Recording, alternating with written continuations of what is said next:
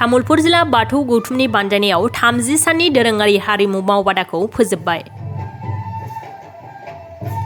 बर' हारिनि दोरोङारि दामजु दामनाय जेरै खाम, सिफुं, सेरजाखौ मुलुग दरबाराव सिनायथि होनो थाखाय आरो बर'नि दोरोङारि बागुरुम्बा मोसानायखौ मुलुगाव वर्ल्ड गिनिस बुक रेकर्ड खालामनो थाखाय बिटिआर खुंथाय आरो बर'नि माहारियारि आफादफोरा थांखि लादों। मिरु दुलाराय बाथौ गौथुमनि बिथोन बायदियै तामुलपुर जिल्ला दुलाराय बाथौ गौथुमनिफ्रायबो बे थांखिखौ गोख्रों मदद होनो थांखि लादों। बेनिखायनो तामुलपुर जिल्ला बाथौ गौथुमनि बानजायनायाव थांनाय 1 सेप्तेम्बरनिफ्राय 29 सेप्तेम्बरसिम 30 साननि हारिमु मावबादाया 3 नं खोला दिफिलि बाथौ थानसालिनि गुवार फोथाराव सोलिगासिनो दंमोन।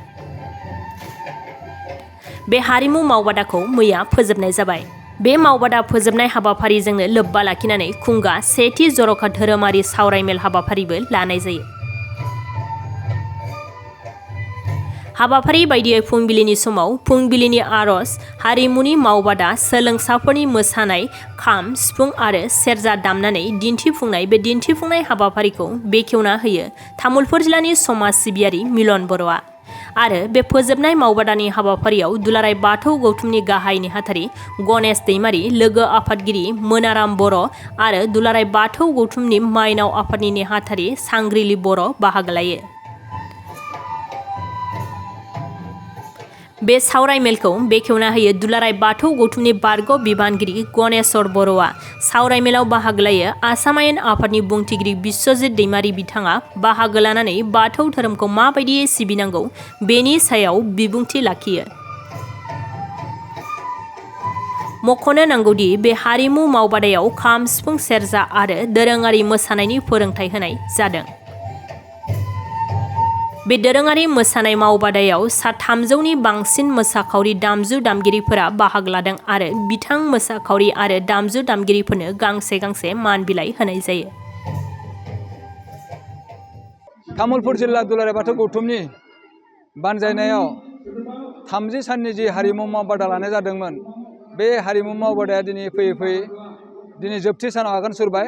दिनै 29 सेप्तेम्बर सानाव आगान सुरबाय आरो दिनैनि बे सानावनो जोङो क्लजिं सेरेमनि जोबथा साननि जि गोथार हाबाफारि बेखौ फुंनिफ्रायनो जोङो लानाय जादों। आरो बे फुंनि हाबाफारि हिसाबै 5:30 जानाय लोगो लोगोनो बाथौ बावसालि बावनाय, बाथौ थारनाय आरो आरज गाबनाय हाबाफारिखौ लानाय जादोंमोन। आरज गाबनाय हाबाफारिनि उनावनो जोंनि जि मावफारि, जोंनि जि हाबाफारि, बे हाबाफारिखौ मोनफा मोनफा जों मावलांनाय जादोंमोन। 1 सेप्तेम्बरनिफ्राय 29 सेप्तेम्बरसिम दिनैसिम जिबिलाग मावबादायाव सोलोंनाय जादोंमोन, फोरोंनाय जादोंमोन, बे हाबाफारिफोरखौनो लानाय जादों आरो बेखौ दिन्थिफुंनाय जादों रायजो राजानि सिगाङाव। आरो लोगोसे धोरोमारि जे सावरायमेल बेखौबो लाफादेरनाय जादों। आरो बे धोरोमारि सावरायमेलाव जोङो जोंनि मिरु गौथुमनिफ्राय जोङो बुंथिगिरि हिसाबै हांख्रायना लाबोदों बिथां गेदेमा नेहाथारि गणेश दैमारि बिथाङा फैदोंमोन आरो लेङाइ आफादगिरि बिथां मोनाराम बर' बिथाङाबो फैदोंमोन। आरो दा जोंनि गेजेराव आरोबाव गाहाय गोथारि काशिनाथ स्वरगियारि दङ, मुलुगमुं बुहुम बसुमतारी दङ आरो बिब्दिनो जोंनि गेजेराव दुलाराय बाथौ गौथुमनिफ्राय गोबां आलासिफोर नुजाथिफैदोंमोन। आरो फुंनि आरजनि हाबाफारियाव बोसोनगिरि हिसाबै जोंहा गेदेमाजो सांग्रिलि बर' बिथांजोआ जोंनि गेजेराव सफैनो हादों आरो बिथां बर'आ जोंनि गेजेराव बाथौसाफोरनि गेजेराव गोबां मेहेर गोनां बिबुंथिजों जोंनि जि आरजनि हाबाफारि बेखौ साबसिननिफ्राय हामसिन मेहेर गोनां खालामनो हादोंमोन। जोंनि गुबै थांखियानो जाबाय जोंनि तामुलपुर जिल्ला हिसाबै जोंहा धोरोमारि बिथिङाव माने गोबां खामानि मावनो गोनां दङ, हारिमु बिथिङाव गोबां खामानि मावनो गोनां दङ, धोरोमनि बिथिङाव दासिमावलागै जोंनि जायगा जायगा दिनै सिजौखौनो गायना लानो हाबावाखै। ओंखायनो जि एवारनेस, बे एवारनेसखौ लाबोनो थाखाय दिनैनि बे नैबे हाबाफारिखौ लानाय जादों। मानो होनना बुङोब्ला धोरोम गैयाब्ला मोनसे हारिया सिनायथि जाया मोनसे हारिया थांना थानांगौब्ला धोरोम नांथारगौ जायो। ओंखायनो बेफोरखौ नोजोर होनानै जोङो नैबे गोथार हाबाफारिखौ लानाय जादों।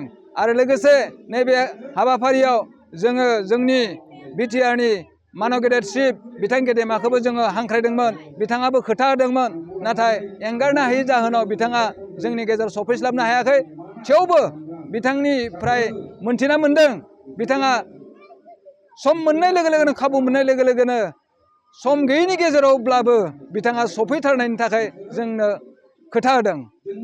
आरो लोगोसे 4 बाजि जानाय लोगो लोगोनो जोंनि आयेन आफादनि बुंथिगिरि बिथां गेदेमायाबो जोंनि गेजेराव सफैनाय बाथ्रा दासिमावलागै सफैयाखै। जोङो बिथांखौ दा नेगासिनो दङ आरो जोंनि हाबाफारियाबो दा सोलिगासिनो दङ। आरो जोंनि गेदेमा बारग' बिबानगिरि सनेस्वर बर'आ दा बिबुंथि लाखिगासिनो दङ। बिहामजो मुंनि मेथाइ खनगिरि सनेस्वर बर' गेदेमा बिथाङा गोबां मेहेरगोनां बिबुंथिजों लोगोसे मेथाइ खननायनि गेजेरजों धोरोमखौ फोसाबनाय माने फोगोमनाय आरो लोगोसे रायजोफोरनि गेजेराव गोदै गोदै बिबुंथिनि गेजेरजों दा बिबुंथि होगासिनो दङ।